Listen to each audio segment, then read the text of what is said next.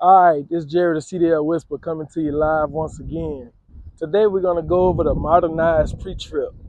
The Modernized pre-trip started taking place back in 2022, and it just came to fruition in Texas a few months ago. And now we're going to get ready to start implementing it starting October 1st through Houston Community College. One of the new things that I spoke about on the previous video is that you're going to be allowed to have a checklist.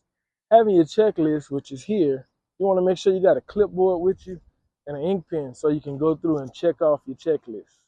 All right. The new pre-trip is going to start off on the inside. All right. So as soon as I get in the truck, I want to do a safe start. Safe start, making sure my ABS light come on and go off. And also I put on my seatbelt. Once I put on my seatbelt, I'm going to start working on my brake test. The first step of the brake test is to build the pressure up to the cutoff pressure, which is 120 to 140. So I'll give it a little bit of gas and build the pressure up to 120 to 140.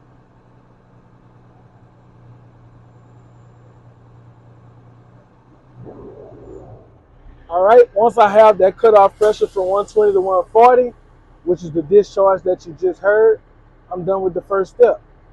The second step is to cut the truck off. Turn the key back into the on position where the gauge is sweep.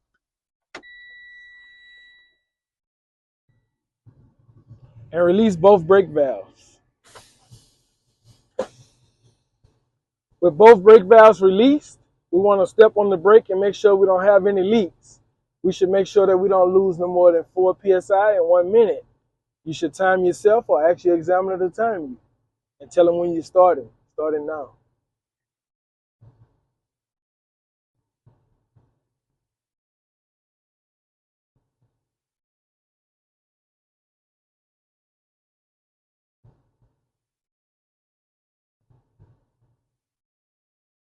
All right, so in that 1 minute, I did not lose no more than 4 psi.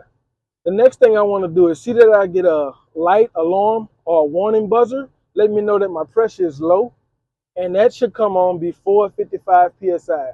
So I'll fan the brakes down and see if I get an alarm before 55.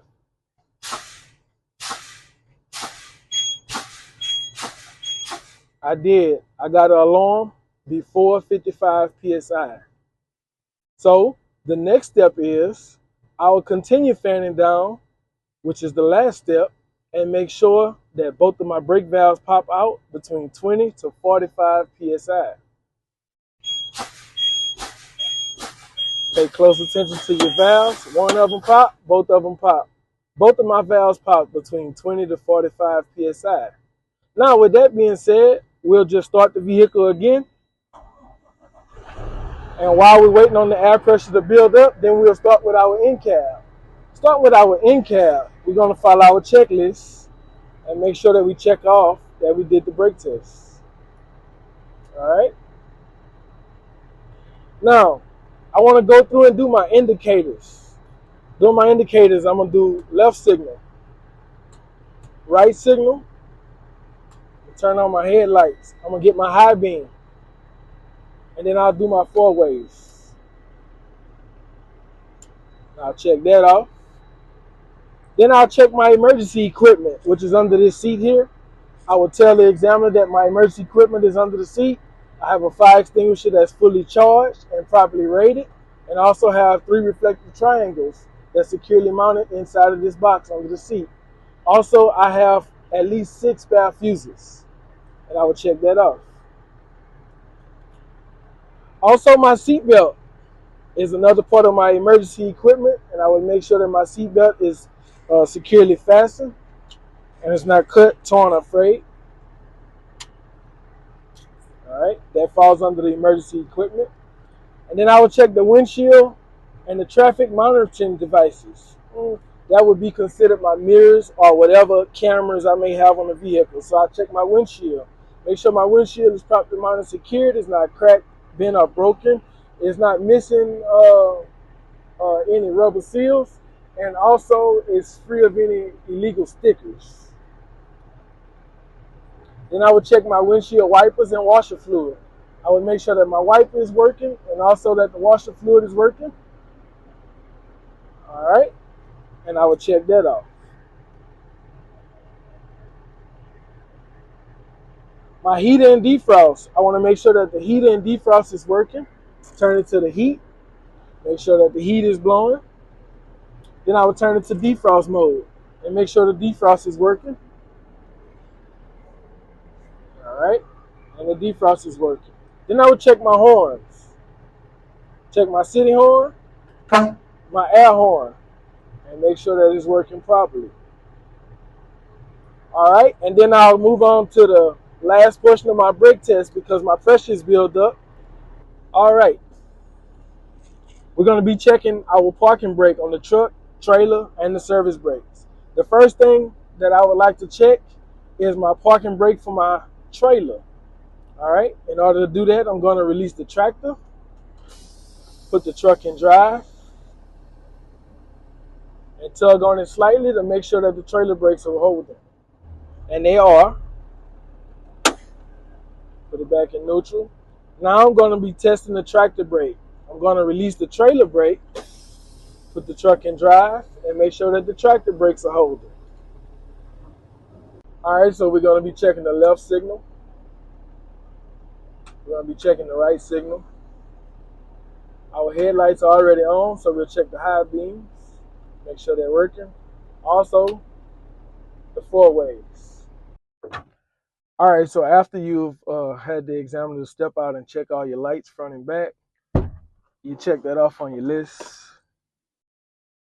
And then you want to make sure you use 3 points of contact to exit the vehicle. In order to do that properly, you must put down your clipboard and use 3 points of contact. That means 2 hands and 1 foot or 2 feet and 1 hand on the vehicle at all times. You want to get out backwards in this motion and make sure that you use 3 points of contact.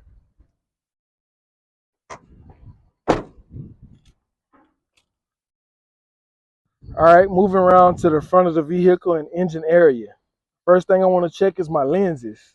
I have a few different set of lenses, but the one that sticks out the most to me now is the headlight. I want to check my headlight, make sure all my lenses are not cracked or broke, and they're clean and clear. Also up top is my clearance lights. I make sure the lenses are properly mounted, secured. They're clean, they're clear, and they're amber in color. And I'll check that off. Opening the hood.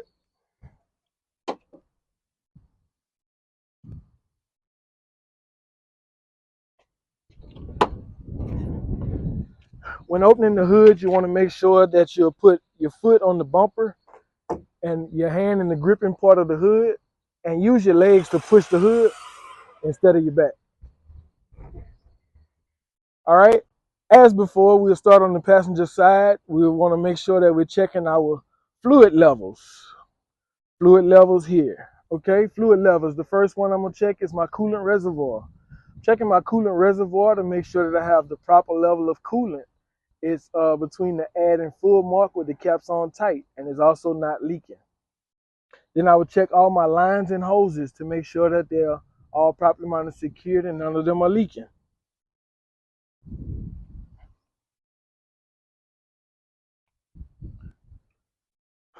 On this side, I want to check my engine oil dipstick. I'll check my engine oil dipstick, pull it out, wipe it clean, and make sure that it's between the add and the full. Also, another fluid I want to check is my power steering fluid. Power steering reservoir is properly mounted and secured.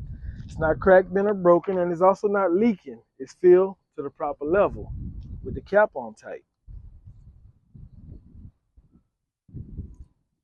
All right. Then I want to check for other fluid leaks and air leaks. I want to make sure that when I look underneath the truck, I see no fluid leaking on the ground. And also I want to listen and make sure that I hear no air leaking from my air compressor. My air compressor on this truck is right behind here. And I'm checking to make sure I don't hear any air leak.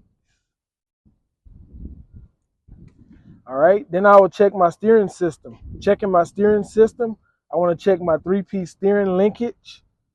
Make sure that it's all properly mounted and secured. It's not cracked, bent, or broken with the cotter pins and the castle nuts in place. And it's also properly greased.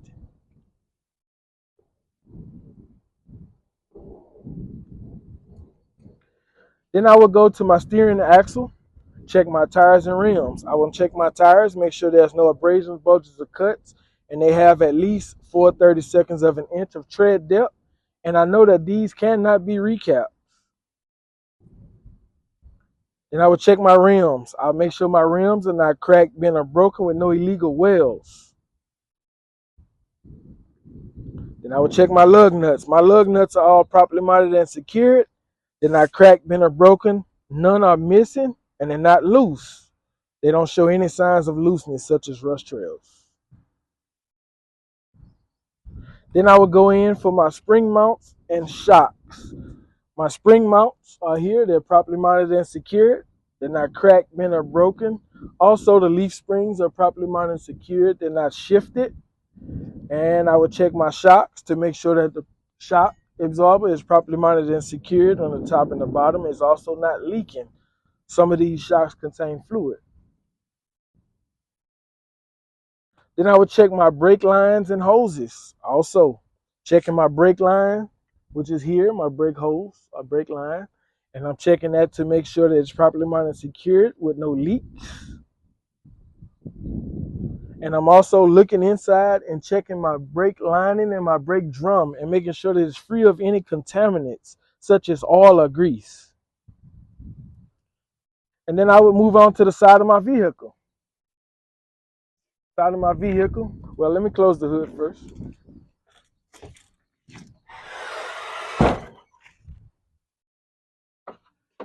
Moving on to the side of the vehicle. First thing I'm looking for is lenses and reflectors. I see I have one here.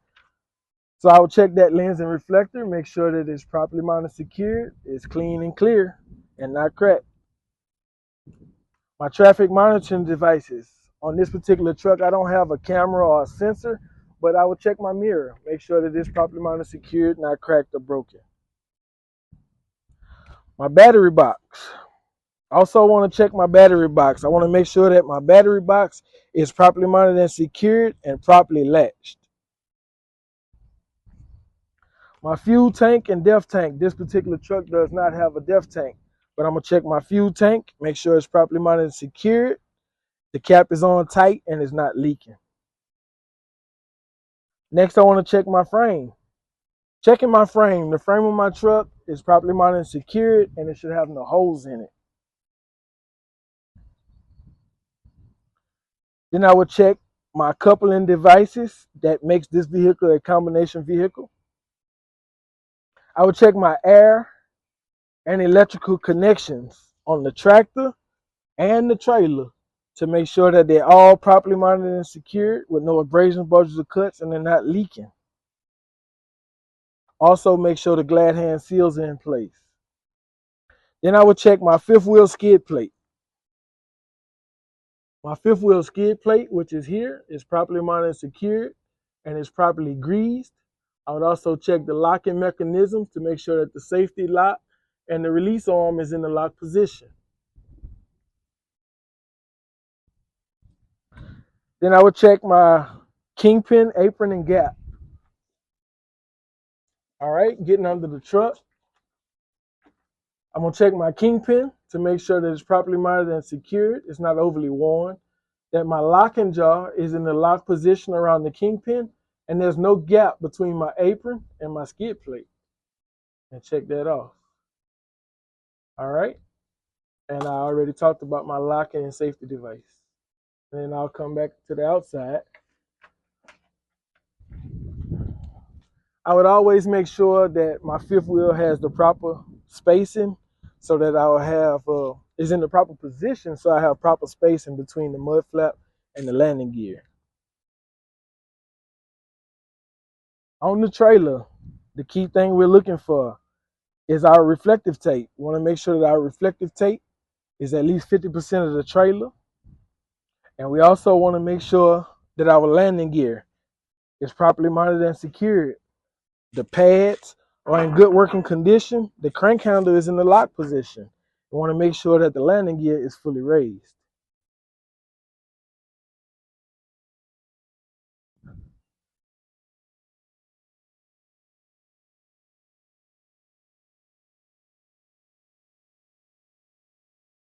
At the rear of the trailer, we want to check that all of our lenses and reflectors are all properly mounted and secured, and they're red in color.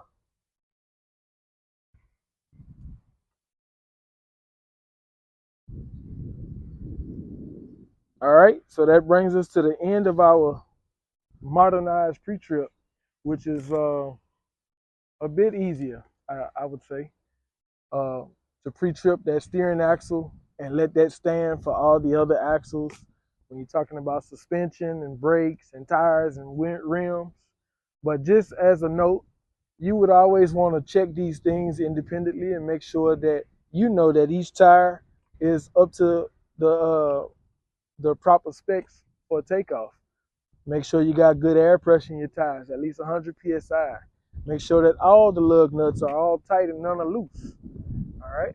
You want to make sure that you do this every time you take a truck out. So make sure that you do a good pre-trip inspection. Just remember, if you study, you will succeed. What you put into it is what you'll get out of it. God bless.